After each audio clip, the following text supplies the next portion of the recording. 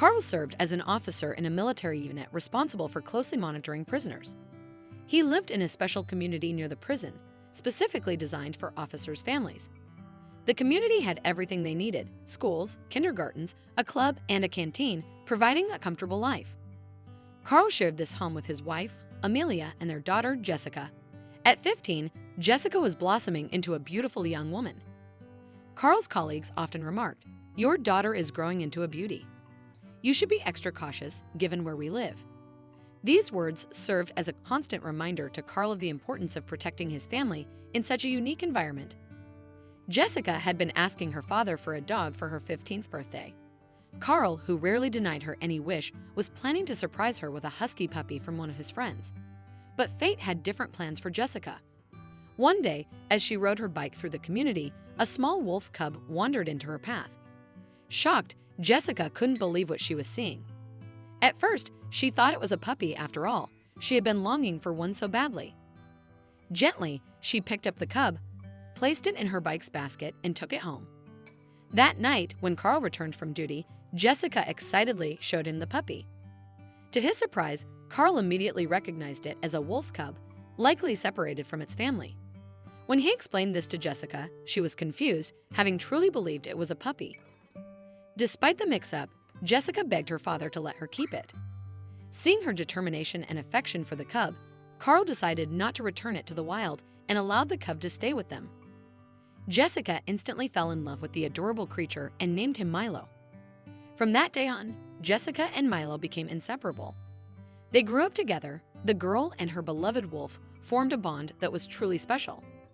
Milo became a part of their family, bringing joy and adventure into Jessica's life. Carl took on the task of training Milo, despite warnings that wolves are rebellious and can't be trained. He believed that with love, affection, and care, anything was possible, and he was right. Milo quickly learned commands, jumped over barriers, and obediently followed Jessica. Years passed, and after graduating from school, Jessica went to the nearest regional center to study to become a cook. While studying, she worked part-time at a local canteen, gaining experience. Every weekend, she returned home to her parents and her loyal Milo.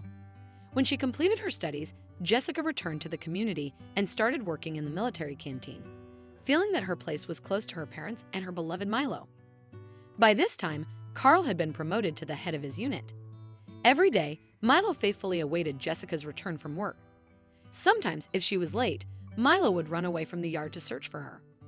Everyone in the village knew and loved Jessica and Milo, often letting Milo into the dining room where Jessica worked. One evening, Jessica returned home late because salaries were being distributed at the military camp.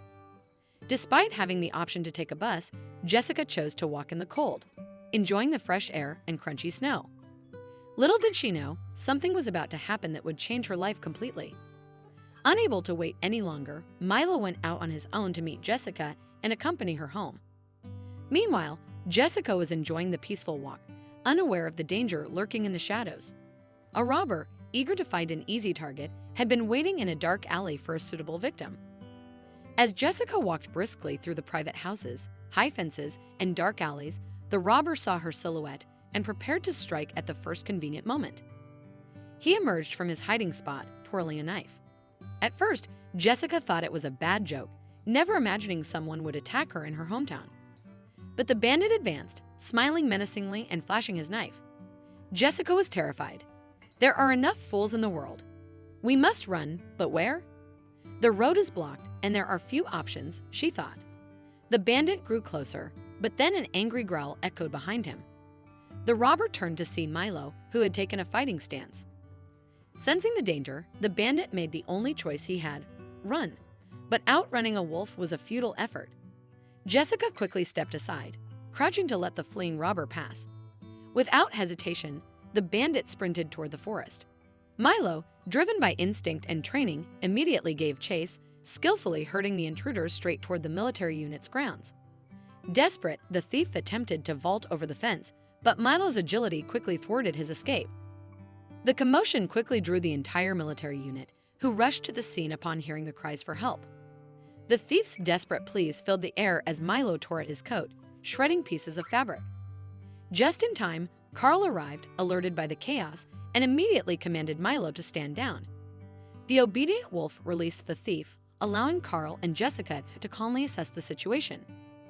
Jessica, staying close to Milo, explained the events as they unfolded. The military swiftly took action, apprehending the robber and handing him over to the authorities. The captured thief, shaken but unharmed, even expressed gratitude for being spared from further harm, humbled by Milo's intervention. Throughout Milo's life, he remained a cherished companion to Carl's family, a loyal protector and beloved member until his final days. What an incredible story! If you enjoyed this video and want to see more, don't forget to hit that like button, share it with your friends, and subscribe to our channel. We'd love to hear your thoughts, so please leave a comment below. See you in the next video.